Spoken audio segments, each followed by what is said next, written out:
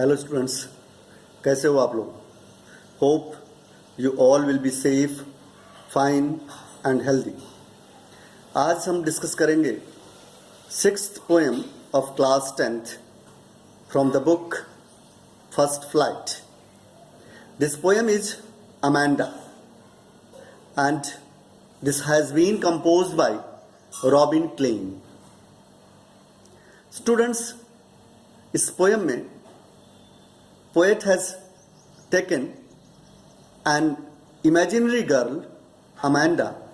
She is just 12 or 13 years old, and she is describing that what kind of thought a 12-13 years girl has about her mother when always she is being interrupted, although that is not a kind of interruption, वो interruption नहीं है, लेकिन जब माँ उसका इस तरह से ख्याल रखती है तो उसके विषय में, माँ के विषय में उसके अंदर किस तरह के विचार आते हैं। आप सब में ऐसा होता होगा कि घर में छोटी छोटी चीज़ों को लेकर के माँ कहती है ये करना चाहिए, ये नहीं करना चाहिए, ऐसे करो, ऐसे नहीं करो, तो आप कभी कभी लगता होगा कि वो हमेशा आपकी हर काम में रुकावट पैदा करती है, जबकि ऐसा नहीं है। तो the same thing you will find here in this poem. And एक पहले पैराग्राफ में poet has told these lines through mother, और उसके बाद बच्ची अमेंडा बोलती है, फिर मदर, फिर Amanda. You can say this is a kind of conversational poem. Now coming to the poem. Don't bite your nails, Amanda. Don't hunch your shoulder, Amanda. Stop that slouching and sit up straight, Amanda. Poet is telling that don't bite your nails, Amanda. अक्सर आप लोगों के साथ भी होता होगा, घर में बच्चे जो है अचानक नाखून काटना शुरू कर देते हैं दांत से, माँ रोकती है, don't bite your nails, Amanda. Mother is telling to that girl, Amanda, that don't bite your nails. Don't hunch your shoulders, Amanda. Hunch means आगे से बेंड कर लेना शोल्डर्स को। कहा कि जो है कंधा झुका के मत चलो। Stop that slouching and sit up straight. बच्चे कुर्सी पर बैठते हैं, सोफा पर बैठते हैं, तो पता लगा कि स्लाउचिंग, झुक के बैठते हैं, लेजिली।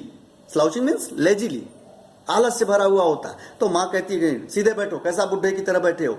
तो this type of thing, because they are more cautious and careful about your growth, about your physical appearance, इसलिए जो है माँ इस तरह की टोका टोकी करती है। Now in second paragraph, there is a languid emerald sea where the sole inhabitant is me, mermaid drifting blissfully. In second paragraph, Amanda is speaking. Amanda सोचती है there is a languid emerald sea. Languid means relaxed. वो कहती है समुद्र कितना शांत है, काश ऐसा होता कि emerald green, emerald is a stone और सी कलर इज एमराल्ड कलर। तो अमेंडा इज टेलिंग कि काश मैं समुद्र में होती एकदम शांत, और सोल इज ऐसा जीव होती समुद्र की, like mermaid. Mermaid is an imaginary creature of this child, जो कि थोड़ी मछली की तरह और थोड़ी लड़की की तरह है।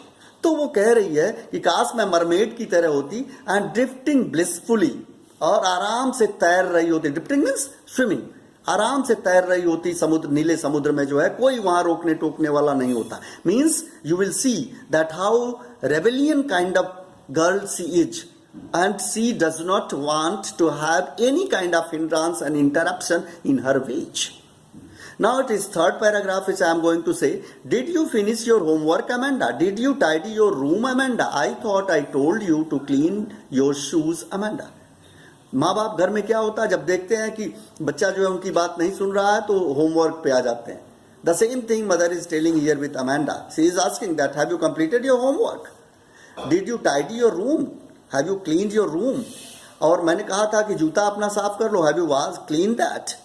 तो these are the things where she is, क्योंकि माँ कभी नहीं चाहती कि उसके बच्चे को किसी भी तरह की ऐसी आदत पड़े, गंदी आदत पड़े, जिसका बाहरी लोग जो है उसको बुरा कहें, अच्छा ना सोचें उसके विषय में। तो for that she is telling. Now in fourth paragraph Again, Amanda is telling that I am an orphan roaming the street. I pattern soft dust with my feet. The silence is golden, the freedom is sweet. Yes, बच्ची कहती है, सोचिए कि कितना rebellious है वो, कितनी क्रांतिकारी है, कितनी उन्मादी है. कहती है I am an orphan roaming the street. अच्छा होता काश मैं ऑर्फन होती, अनाथ होती, and I am free to go anywhere I like. गलियों में घूमती. I pattern soft dust with my feet. छोटे बच्चे जाते हैं तो धूल उड़ाते हुए जाते हैं रास्ते में. कहा वैसे मैं डस्ट उड़ाते हुए जाती, पैटर्न बनाते हुए जाती.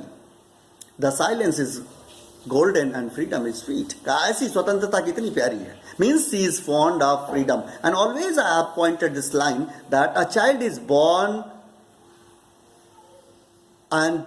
born free and he is fond of freedom. Child is always liking freedom. Now next paragraph, don't eat that chocolate, Amanda. Remember your acne, Amanda. Will you please look at me when I am speaking to you, Amanda?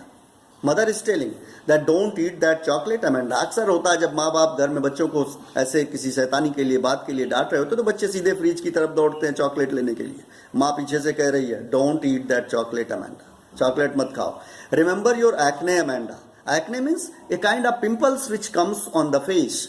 कहा कि देखो तुम्हारे चेहरे पे pimples निकल रहे हैं. Don't eat that chocolate, this is because of that. Will you please look at me. जब वो बच्ची ऐसा सुनती है तो एकदम और चुप हो जाती है. कहती है अच्छा, दूसरी तरफ देखने लगती है. माँ कहती है लुक एट मी, मेरी तरफ देखो. Speaking to you, Amanda. मैं तुमसे बात कर रही हूं. Means child is ignoring the mother's voice. Now in next paragraph, I am Rapunzel. I have not a care. Life is a tower in tranquil and rare. I'll certainly never let down my bright hair. Now in this paragraph, Amanda is telling that काश मैं Rapunzel होती. Rapunzel एक imaginary creature ये भी है, एक बच्ची है, फेरी चाइल्ड है, और जो कि एक पिंजरे में जिसको एक भूतनी बंद कर रखी है. और जब वो अपने बाल जो है उस पिंजरे से, उस टॉवर से बाहर निकालती है तो उसी के सहारे वो भूतनी अंदर आ जाती है. Now you can imagine that Amanda is telling I am Rapunzel, I have not a care. काश मैं रेपुंजल होती और मैं इस दुनिया का किसी का भी कोई फिक्र नहीं करती, बेपरवाह होती मैं. Life is in a tower is tranquil and rare. कहा कि टॉवर का लाइफ कितना शांत है, कितना सभ्य है, कितना अच्छा है. And I will certainly never let down my bright hair. कहती कभी भी मैं बाल अपने बाहर नहीं निकालती जैसे कि जिससे कि कोई चुड़ैल अंदर आ जाए. Means indirectly she is showing her dislike towards her mother. Now in last paragraph, stop that sulking once, Amanda. You are always so moody, Amanda. Anyone would think that I nagged at you, Amanda. Mother is telling कि stop that sulking once, Amanda. Amanda, ये sulking बंद करो, upset होना बंद करो. तुम बहुत moody हो गई हो. और बाहरी कोई अगर सुनेगा तो उसको लगेगा कि anyway would think that I nagged at you. मैं तुमको डांट रही हूं. Means mother would never like कि बाहर ही जाने की उसकी बच्ची घर में हमेशा फटकार सुनती है. In fact this is not a kind of scold. ये कोई फटकार नहीं है. माँ एक अपने बच्चे के लिए इतना केयरफुल होती है कि इस तरह की चीजें करती है. तो स्टूडेंट्स, आई होप कि आपको ये पोयम अच्छी लगी होगी, समझ में आया होगा. और again I would like to say you that write a short summary in your own words of this poem. और अगर इस तरह की कोई फीलिंग आपके पास है तो आप उसको भी अपने वर्ड्स में लिखें. Thank you for watching the video. Hope आपको अच्छा लगा होगा और पोयम समझ में आई होगी. Please subscribe this my video and this my channel so that next video could reach to you. Thank you. Stay blessed. Jai Hind.